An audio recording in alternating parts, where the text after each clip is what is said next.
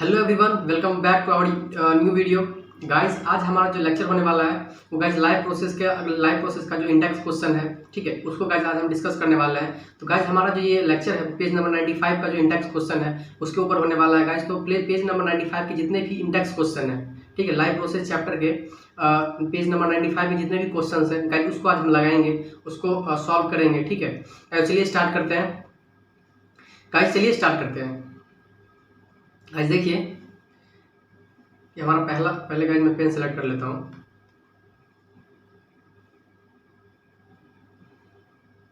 ठीक है गाइस, चलिए स्टार्ट करते हैं। गाइस देखिए, पहला क्वेश्चन हमारा है क्या कि कह रहा है कि why is diffusion insufficient to meet the oxygen requirement of multi cellular organism like human. Guys कह रहा है क्या कि डिफ्यूजन जो प्रोसेस है, ठीक है, डिफ्यूजन जो प्रोसेस है वो इनसफिशिएंट क्यों है। जो भी मल्टी सेलुलर ऑर्गेनिज्म में जो ऑक्सीजन का रिक्वायरमेंट होता है उसको डिफ्यूजन प्रोसेस क्या उसको क्यों नहीं, मतलब उसको फुलफिल कर पाता है। समझिए गाइस, देखिए सिंपल क्वेश्चन कुछ नहीं कह रहा है, क्वेश्चन सिर्फ यही कह रहा है जो डिफ्यूजन प्रोसेस है उसके थ्रू मल्टी सेलुलर ऑर्गेनिज्म में ऑक्सीजन क्यों नहीं जा पाता है, ठीक है। तो गाइज ये हमारा क्वेश्चन है। अब देखते हैं इसका आंसर क्या हो सकता है। देखिए गाइज, आंसर हमारा ये हो सकता है कि diffusion is a process in which molecules from the region of higher concentration to region of lower concentration, ठीक है। देखिए ये बात तो हम जानते हैं कि डिफ्यूजन प्रोसेस क्या होता है, यानी कि इसमें क्या होता है जो भी हायर कंसंट्रेशन से लोअर कंसंट्रेशन में जाते हैं, कोई भी मॉलिक्यूल जो होता है वो हायर कंसंट्रेशन से लोअर कंसंट्रेशन में जाता है, ये बात तो हम जानते हैं डिफ्यूजन में ये होता है। उसके बाद क्या होता है कि but it occur slowly and only up to small distances. देखिए डिफ्यूजन जो प्रोसेस होता है वो बहुत स्लो होता है, समझ गए, स्लो होता है। और क्या होता है कि बहुत छोटे डिस्टेंस के लिए होता है, समझ गए। लेकिन देखिए मल्टी सेलुलर ऑर्गेनिज्म में क्या होता है कि देखिए the body size of multi cellular organism is very large, so diffusion not sufficient to meet oxygen requirement, ठीक है। देखिए मल्टी सेलुलर जो ऑर्गेनिज्म होता है जैसे कि ह्यूमन हो गए, ठीक है, तो उसमें होता क्या है कि इसमें बॉडी पार्ट जो होते हैं वो बॉडी का जो साइज होता है वो बड़ा होता है। लेकिन यूनिसेलुलर का अगर बात करें या स्मॉल छोटे छोटे जो जीव होते हैं, ठीक है, लेकिन उसका क्या होता है उसमें डिफ्यूजन के थ्रू तो हो जाता है ऑक्सीजन का रिक्वायरमेंट पूरा। लेकिन मल्टी सेलुलर में यानी कि बड़े ऑर्गेनिज्म में जैसे कि ह्यूमन हो गया, उसमें क्या चाहिए, उसके बॉडी पार्ट्स क्या होते हैं, बड़े बड़े होते हैं। तो उसका जो रिक्वायरमेंट होता है ऑक्सीजन का वो डिफ्यूजन के थ्रू कंप्लीट नहीं हो पाता है, ठीक है। तो जैसे देखिए कि multicellular organism since oxygen will not diffuse quickly to meet the demands of respiratory pigment of the body, ठीक है। इसलिए होता क्या है कि मल्टीसेलुलर ऑर्गेनिज्म का साइज जो होता है वो बड़ा होता है, इसलिए डिफ्यूजन उसको क्या कहते हैं उसके जो रिक्वायरमेंट है ऑक्सीजन के वो उसको फुलफिल नहीं कर पाता है, समझ गए। अब गाइस क्या है कि देखिए और क्या है कि डिफ्यूजन जो होता है, देखिए कि हमारा जो मल्टीसेलुलर ऑर्गेनिज्म उसको क्या चाहिए, क्विक मतलब जल्दी तुरंत फटाफट चाहिए, ठीक है, फटाफट ऑक्सीजन चाहिए, क्विक चाहिए, ठीक है, जल्दी से चाहिए। लेकिन डिफ्यूजन में क्या होता है, डिफ्यूजन एक स्लो प्रोसेस है, ठीक है। आप जानते हैं कि डिफ्यूजन एक क्या है, स्लो प्रोसेस है और छोटे छोटे बॉडी पार्ट्स के बीच में होता है। तो इसलिए हमारा जो बॉडी है वो प्रेफर नहीं करता है डिफ्यूजन, ठीक है, डिफ्यूजन के थ्रू ऑक्सीजन वो क्या करता है, डिफ्यूजन नहीं लेता है, समझ गए। गाइस हमारा जो पहला क्वेश्चन है वो बिल्कुल कंप्लीट हो चुका है और गाइस आप इसको नोट्स में बिल्कुल बना सकते हैं, समझ गए। अब गाइस चलते हैं अगले क्वेश्चन की ओर। अब गाइस हमारा अगला क्वेश्चन ये कह रहा है कि देखिए what criteria do we use to decide whether something is alive. देखिए क्वेश्चन ये कह रहा है गाइस कि ऐसा क्या क्राइटेरिया है जिससे हम किसी चीज को अलाइव कहें, ठीक है। ये पूछ रहा है क्वेश्चन कि ऐसा क्या क्राइटेरिया हम रखते हैं जिससे हम कह सकते हैं कि ये जीव जो है अलाइव है, जिंदा है, ठीक है। तो देखते हैं गाइस क्या क्या है। अब देखिए क्या इसका आंसर ये हो जाएगा कि there are several criteria to decide whether something is alive, ठीक है। बहुत सारे ऐसे क्राइटेरिया हैं जिससे हम किसी भी ऑर्गेनिज्म क्या कह सकते हैं, अलाइव कह सकते हैं, ठीक। क्या क्या है वो देखते हैं। मूवमेंट लाइक ब्रीदिंग, ठीक है, जो सांस लेता हो जिसमें ब्रीदिंग होती हो। ग्रोइंग, जो ग्रो करता हो। वॉकिंग, जो टहल सकता हो, चल सकता हो, जिसमें मूवमेंट हो सके। एक्सक्रीटिंग, जिसमें एक्सक्रीशन हो सके।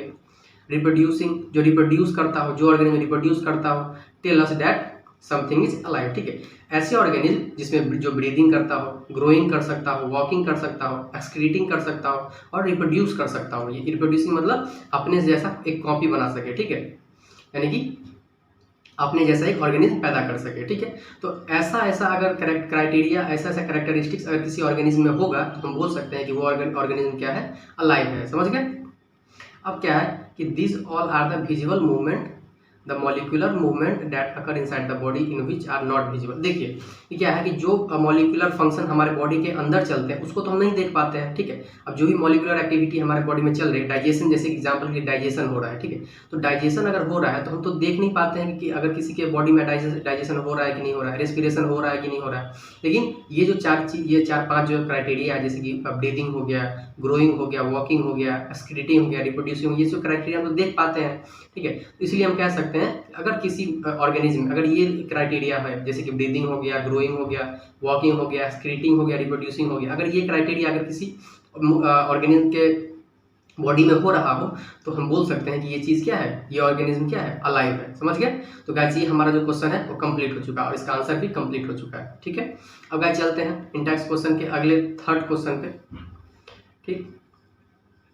अब गाइस अगला क्वेश्चन हमारा ये कह रहा है कि what are outside material used by an organism, ठीक है। अब देखिए what are the outside material used by an organism, ठीक है। देखिए अब पूछ रहा है क्या कि देखिए कौन ऐसे मतलब बाहरी मटेरियल है, ठीक है, जिसको एक ऑर्गेनिज्म क्या करता है, यूज में लाता है, ठीक है। कौन ऐसे बाहरी ऑर्गेनिज्म है जिसको ऑर्गेनिज्म जो है अपने यूज में लाता है, ठीक है। कौन कौन से हैं वो हम जानते हैं, ठीक है। अब देखिए क्या कि the raw material used by an organism are generally food and oxygen, ठीक है। देखिए अब रॉ मटेरियल जो भी होते हैं, जो कच्चा सामान होता है, उसको ऑर्गेनिज्म कौन कौन सा यूज करता है, एक फूड हो गया, एक ऑक्सीजन हो गया। अब क्या है देखिए ऑटोट्रॉफ्स लाइक प्लांट, ऑटोट्रॉफ्स कौन होते हैं, ऐसे ऑर्गेनिज्म जो क्या करें, अपने फूड के लिए खुद पे डिपेंडेंट हो, ठीक है। समझ गए? ऐसे ऑर्गेनिज्म जो अपने फूड के लिए खुद पे डिपेंडेंट हो तो उसको क्या बोलेंगे हम, ऑटोट्रॉफ्स बोलेंगे। समझ गए? ये गाइज मैं ये जो लेक्चर है ये मैं बता चुका हूँ। अगर आपको गाइज ये ऑटोट्रॉफ्स और हेटेरोट्रॉफ्स समझ में नहीं आ रहा है तो गाइज हमारे चैनल पे जाकर आप बिल्कुल देख सकते हैं, मैं बिल्कुल क्लियर समझाया हूँ क्या ऑटोट्रॉफ्स होता है और क्या हेटेरोट्रॉफ्स होता है। समझ गए? अब गाइज आगे चलते हैं। अब है क्या कि they are use carbon dioxide, water and mineral in presence of sunlight and chlorophyll to make their own food, ठीक। अब देखिए क्या है, अब देखिए गाइस क्या है कि देखिए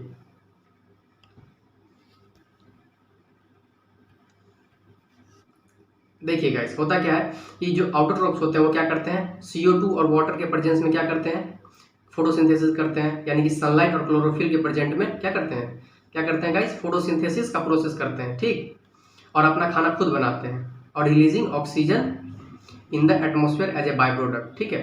तो यानी क्या करते हैं कि रॉ मटेरियल क्या यूज करते हैं, वो वाटर करते हैं और CO2 as a raw material use करते हैं और किसके प्रेजेंस में करते हैं, सनलाइट और क्लोरोफिल के प्रेजेंस में करते हैं, ठीक। और उससे क्या करते हैं, वो फोटोसिंथेसिस का प्रोसेस करते हैं, जिससे क्या बनता है उसका, उनका फूड प्रिपेयर होता है, ठीक। और जब फूड प्रिपेयर होता है उसके बाद बाय प्रोडक्ट के रूप में क्या रिलीज करते हैं, ऑक्सीजन रिलीज करते हैं एटमॉस्फेयर में, कौन, प्लांट। लेकिन जब हम हेटेरोट्रॉप्स की बात करें, heterotrophs obtained food from plant energy and also oxygen to perform respiration, ठीक है। लेकिन हेटेरोट्रॉप्स क्या करता है कि अपना जो फूड है, अपने फूड के लिए प्लांट पे डिपेंडेंट होता है, ठीक है, प्लांट पे डिपेंडेंट होता है, उसके बाद क्या करता है, ऑक्सीजन एटमॉस्फेयर लेके अपना रेस्पिरेशन परफॉर्म करता है। समझ गए गाइस? अगर आपको ऑटोट्रॉप्स और हेटेरोट्रॉप्स नहीं समझ में आ रहा है तो गाइस हमारे चैनल पे इसका कंप्लीट लेक्चर है, आप जाके इसको देख लें, ठीक है, उसके बाद इस वीडियो को देखें, ठीक है, उसके बाद इस क्वेश्चन को लगाएं। चलते गाइस अब अगले क्वेश्चन की ओर।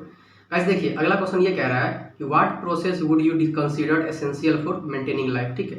देखिए कौन कौन सा ऐसा प्रोसेस है जो कि हम मान सकते हैं कि एसेंशियल है इस अर्थ पे अपना लाइफ मेंटेन करने के लिए। समझ गए? क्वेश्चन गाइस सिंपल है, ये पूछ रहा है कि ऐसा कौन सा प्रोसेस है जो कि हम फॉलो करें अपना लाइफ मेंटेन करने के लिए इस अर्थ पे, ठीक है। तो कौन कौन सा ऐसा है देख लेते हैं।